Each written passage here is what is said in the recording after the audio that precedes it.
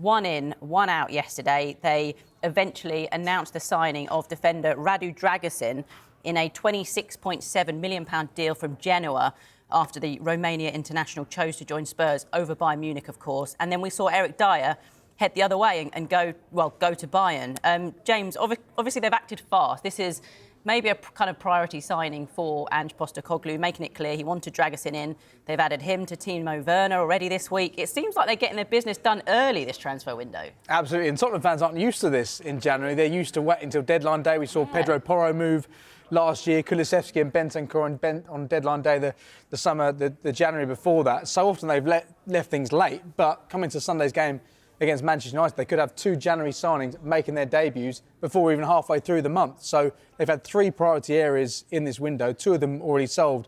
Left wing is sorted now, Werner coming in, Drasin coming at centre-back as well. And crucially, they've been able to offload the wages of Eric Dier and Hugo Lloris as well, 2 players who haven't been part of Ange Postecoglou's plans at all. So that's been important. And Ange Postecoglou, speaking to him over previous weeks, he's demanded that Tottenham get their business done early. They don't wait around. They can get players in now who can make an impact with those players they have out injured, players at AFCON as well. And it looks like the Spurs hierarchy have been desperate to try to appease him following what has been such an impressive start to life for Ange Postecoglou at Spurs. Yeah, going well so far. Well, Drasin has been speaking about his move already. This is what he's had to say. I can say the decision was inside of my heart. I had a couple of talks with the coach. I felt really good connection with him since we've talked.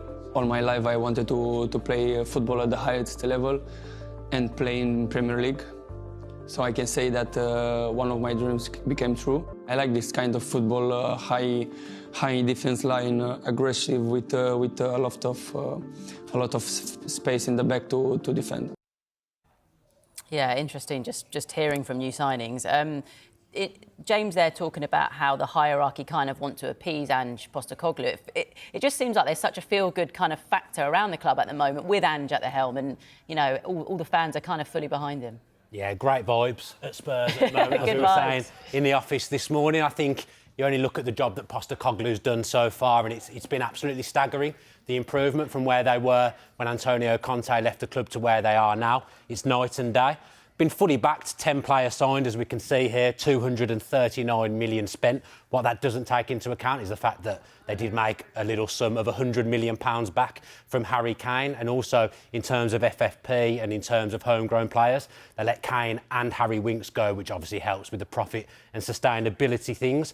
The 10 players signed is a bit skewed because Pedro Porro and Kulusevski are included in that number, but they weren't really Postecoglou signings because they were players that had been on loan at the club previously, but 2 fantastic players and 2 players that are actually improving under the current manager. So Postecoglou was backed in the summer, got in the players that he wanted, the likes of James Maddison and Van der Ven, and he's been backed again in January so far as well. So really, really happy times for Spurs. Spurs fans, as I say, must be absolutely buzzing with what's happening at the club at the moment. But James alluded to it earlier. They have had some interesting Januaries in the past, Tottenham Hotspur, and we're going to look back at a few selected windows here. So the first one we're going to look at is the last January transfer window, 2023. Pedro Porro and Danjuma through the door, both loan deals.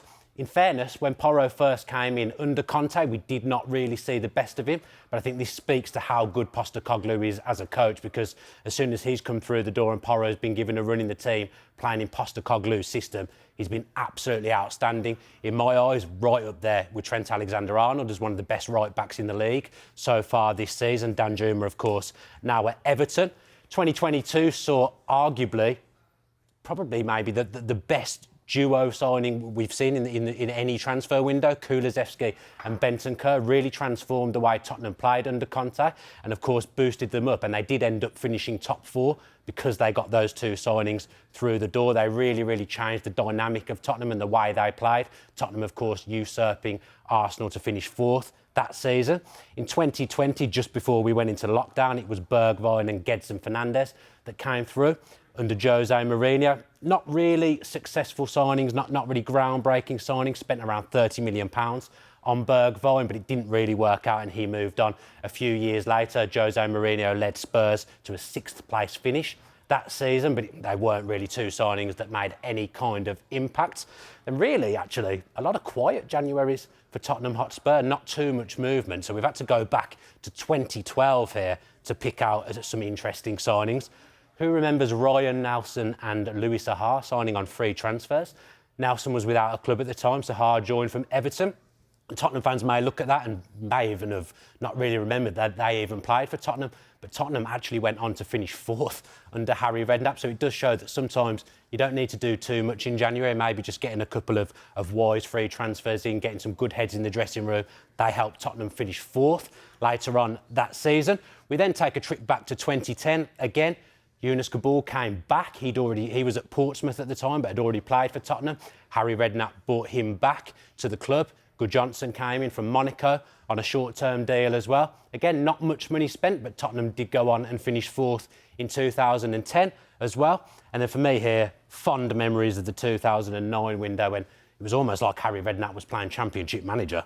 Went back and signed 3 players that had played for the club previously in Defoe, Chimbonda and Keane. Pulled in Carlo Cudicini to boost his goalkeeping options from Chelsea. And then Wilson Palacios joined from Wigan as well for a big money signing. Tottenham at that time when Harry Redknapp had joined was sitting towards the bottom of the Premier League. These signings helped Tottenham rise to 8th, and then that, of course, put in the building blocks for the Champions League seasons that we went on to see. So some interesting January transfer windows for Tottenham. Where do you guys see this one taking them? Yeah, when you look at what they need to give them a bit of a push under Ange and the direction that they want to go into and signing sort of players that actually fit his philosophy. I know Timo Werner, had his problems at Chelsea in front of goal, but actually I think stylistically, with the way Ange plays, with Tottenham being all action, he likes players with mobility, he likes players who make runs, players that are quick, they play on the front foot, they want to press teams. I actually think Timo Werner can be really effective very quickly. Whether or not his chance conversion would have improved since the last time he was in the Premier League, that is for us to all wait and see. But in terms of the way he plays, I think that will help. And we've seen when Mina was on talking so glowingly about Drasin, about the attributes that he has and the type of defender that he has, looks like going to be perfect cover for the starting centre-backs in Christian Romero and Mickey van der Ven, who's been another fantastic signing. So actually this window, I think it's hard to say it's going to have the impact that maybe Kulusevski and Bentancur had, or, you look at Robbie Keane, he's a Spurs player, he's fantastic, Defoe, absolutely fantastic player as well. So I'm not going to go on record to say that, but I think it can have quite an interesting impact for this Spurs side of where it is right now. Yeah, time will tell, innit? You must have had fun pulling out some of those January windows, that 2009 window. Yeah, it's one of those windows that always stands out for me when Harry Redknapp, we know Harry Redknapp likes to wheel and deal, but he really took it to the extreme, didn't he, in that window? Yeah. Hey, Ryan Nelson as well, I'm afraid. I'm not even sure he ever played a game, did he? But when you finish 4th, it doesn't really matter what you do in January, does it? Yeah. I want to talk a little bit about Eric Dier. Before we do chat about him, though, let's just hear his goodbye message yesterday. How do I even start this? Yeah. It's been an incredible journey. Obviously, when I arrived, you never imagine a situation like this, especially in football. 9.5 years in football terms is it's kind of like dog years, I made friends that I now consider some of my best friends from the early days, from the beginning, and then from now, I'm incredibly lucky to work under some of the best managers in world football. And I don't take any of those relationships or experiences for granted. An everyday habit, going to bed, waking up, wearing a Tottenham shirt, that's what it's been like for me for so long. And then obviously the fans, it's been a hell of a journey. The way I was received from the moment I came has been incredible. I hope you can experience great success with the club moving forward. I'll be watching and supporting and hoping for the same. It was quite emotional, that, actually, wasn't Very. it? Yeah. Tearjerker, the music as well, the whole vibe. It's one of these moves where I saw someone describe it as he's fallen upwards. That's kind of how it's a good way of putting it. Yeah, sometimes that's, a disrespectful term to maybe a player's career. They've worked incredibly hard to get to where they got to, and it might be hard for them to maybe hear that phrase attributed to them. But in terms of Eric Dier being out of the fold at Spurs under Ange Postecoglou and sort of, in Spurs not doing too well with Jose and Conte, etc. I think if you would have said he would have ended up at Bayern Munich alongside Harry Kane, you would feel like that was, didn't see that coming. And he probably thinks the same, you know, in your career. Moves appear, they become apparent, the opportunity arises when you didn't think, and you have to take it with two hands. And for him, as you can see in that video there, Spurs means a lot to him. He spent a big part of his, most of his career, his senior career, at Spurs, and he had a big impact with that Pochettino side and the sides that came after that, which maybe didn't hit the heights. But, you know, he's been part of one of the most successful sides in the last decade for Spurs when they were playing front foot football, attacking football. And then, obviously, when they changed under different managers, he's gone through that sequence as well. But I think for him, it presents a really unique opportunity to go to Bayern Munich and hopefully play enough games in order to pick up some silverware because, you know, if you're going to put a bet down, Bayern Munich are going to win stuff, aren't they, in the next sort of 18 months? You would imagine German Cup, obviously they're going to be challenging for Champions League and certainly the Bundesliga. So a real chance for Eric Dier in a weird way to actually get some silverware in his back pocket. So, yeah, I think a real heartfelt message for him. Do you know what I think the biggest takeaway is from that video? And I watched that video yesterday. It's that Eric Dier has been completely out of favour under Postecoglou. He'd probably have every right to be bitter about the way he's been treated this season. Centre-backs have been missing. He hasn't got a game, but he isn't. It's not one of those kind of players. But that just tells you everything about what Postecoglou is harvesting at Tottenham. It's probably been explained to Eric Dier in football reasoning why he's not playing. Eric Dier's probably had a very honest and frank conversation with Postecoglou, and he's come away from it. He's moving on to Bayern. He's not bitter at all. But, you know, a player usually in those circumstances would be very, very unhappy about how they've been treated, but because of what Postecoglou's doing, he's not. And he's only 29. Just really quickly, there was a thing on social media, I don't know if you guys saw it, where the sort of Spurs in-house media were videoing the players coming in and fist pumping. Oh, yeah. And it's quite sad, actually, because they got Eric Dier on, and obviously he's been out the fold for a while, and he said, "Don't worry, you don't have to use it," or something like that. Yeah, and it was quite sad, but it's indicative of actually just reminding me of what you're saying. He's not bitter about the situation. Doesn't seem like that sort of player, James. I think it's an interesting position he's found himself in at Spurs. He's been there for 9.5 years, but he is only 29. He's got 49 England caps. He probably feels that he can maybe kick on if this spell goes well. Thomas Tuchel knows him really well from playing against him when he was the Chelsea manager. It just feels like an interesting move for him at this time, but it's worked out well for Spurs as well. They offload his wages. And for Eric Dier, he's played in Portugal. He grew up in Portugal as well. So him moving abroad isn't going to be a big thing for him. Yeah. Join up with Harry Kane, they could do something special together this year. Yeah, that's Eric Dier leaving the club then. Obviously, they've brought a couple of signings in.